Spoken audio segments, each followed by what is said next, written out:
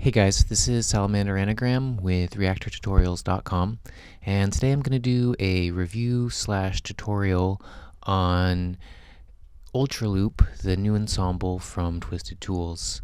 And this is a really deep ensemble, so I'm not going to have time to cover every single aspect of it, but I'll do my best to give a good overview of what's going on and what sort of things you can do with it. If you like this video, please subscribe to our YouTube channel. We're coming out with a lot of new content every week, including at least one Reaktor tutorial. Alright, so let's get started. So at the core of Ultraloop is our loop sequencer here, which has 8 different loops that you can play back at once. And these little blue boxes here denote which loop is on at which point in time. So right now I've just set it up so we're playing back just the top loop.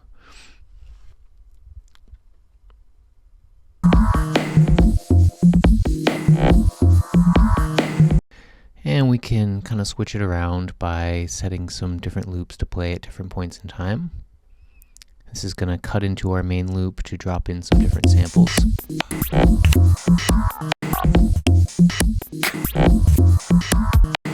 And we also have access to a different draw mode called Poly, and we can use that to play more than one sample back at a time, like so.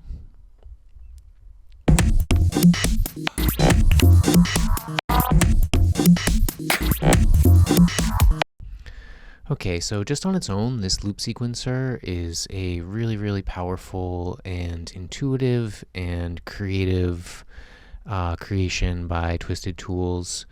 And fortunately, they also have surrounded it with just a whole bunch of features and things that really extend the concept and make it extremely powerful. So for starters, there's a bunch of parameters that can be set for each loop. So we can, for example, we can mute any of the loops.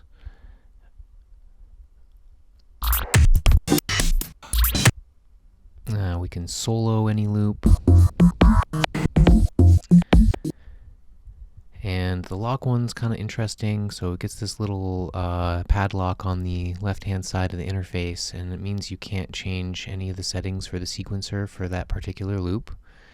So there's a bunch of stuff. One of the more interesting ones is reverse at the end here, so we can reverse the playback loop.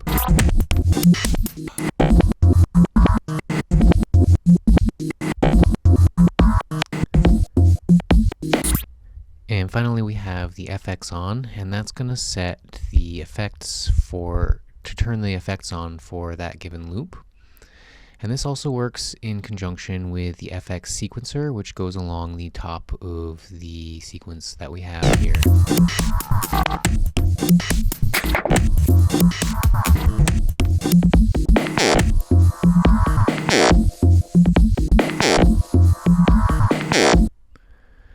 So for any particular part of the sequence to be affected by the built-in effects, both the FX sequencer part must be turned on, and the FX for that loop have to be turned on.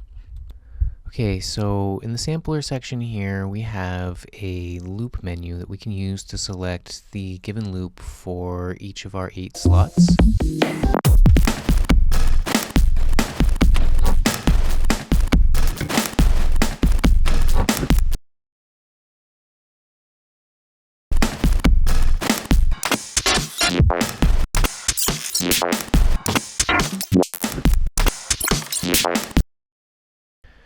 Alright, so you can see it's really easy to set 8 new loops up and just chop them and glitch them out really simply.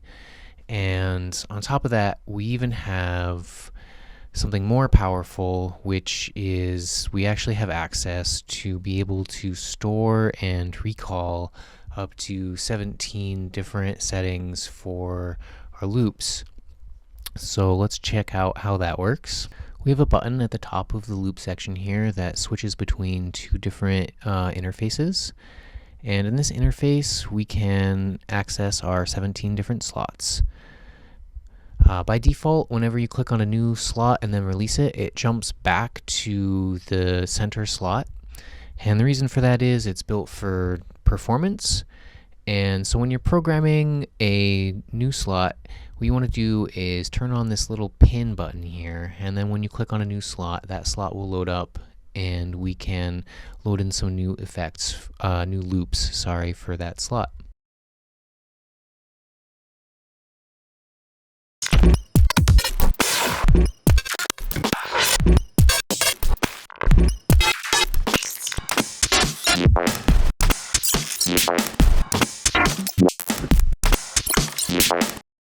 So the rest of the interface surrounding our loop loader is kind of what makes this whole thing so powerful. So for starters, we have this random button here. And when we press it, it's going to randomize the settings for all of our loops in each slot.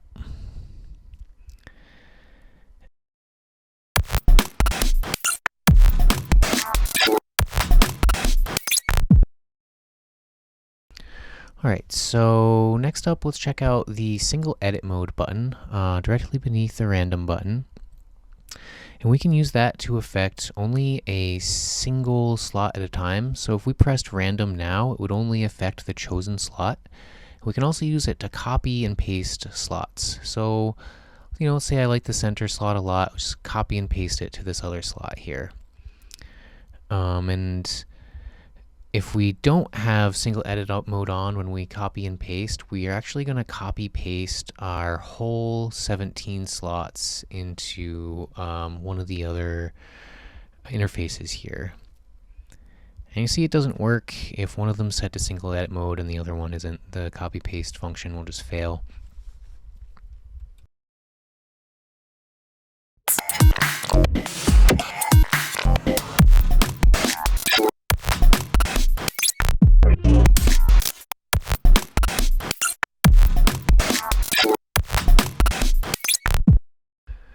Alright, so next let's check out recording and playing back a sequence of these slots. So let's turn off the pin. I'm not sure if it's necessary or not, but I think it might be. And turn on record. And when we press play,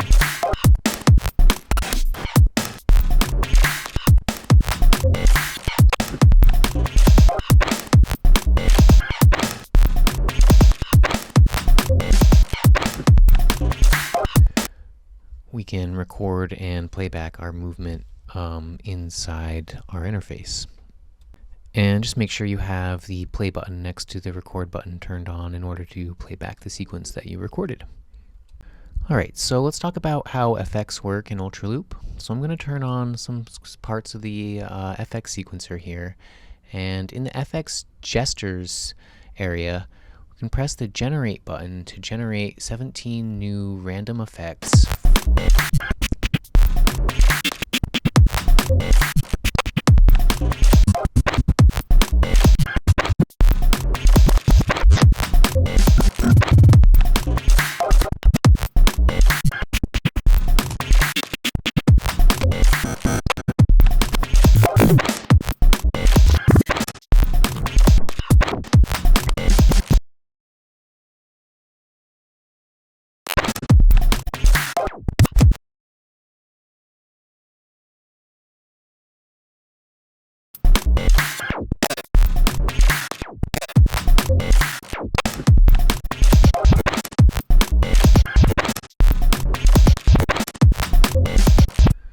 So we also have some similar boxes for our FX sequencer and our track sequencer.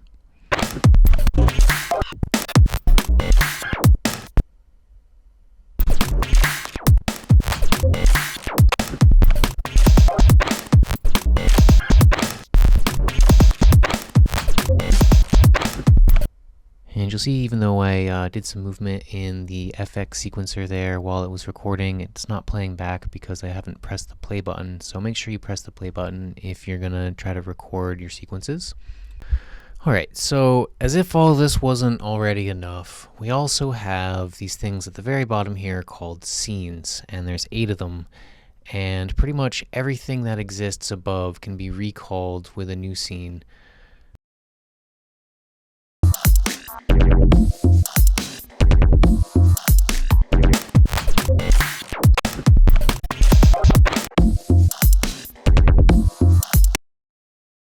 And you can also copy paste scenes. So let's say I've made this scene I really like. I can copy it and paste it into scene 2. And then I can make some edits to it if I want to switch it up a little.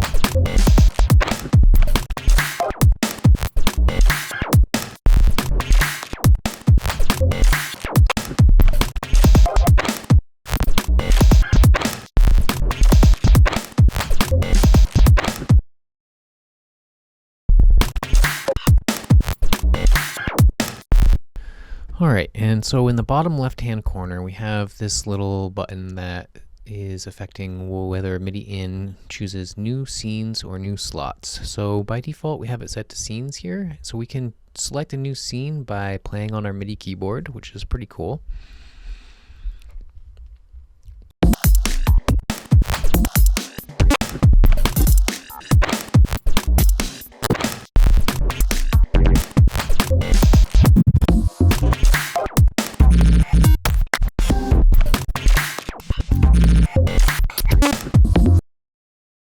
And we can also use MIDI to recall new slots. So let's just go back to slot 1 and turn our sequences off and set our MIDI into slots.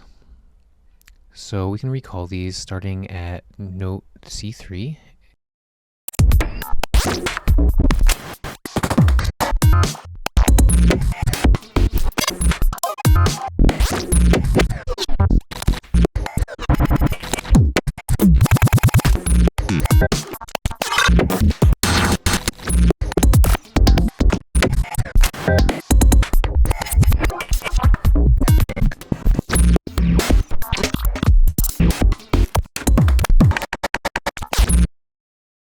And you can see whether or not a given slot loader is affected is chosen by this little button at the bottom near the root selector.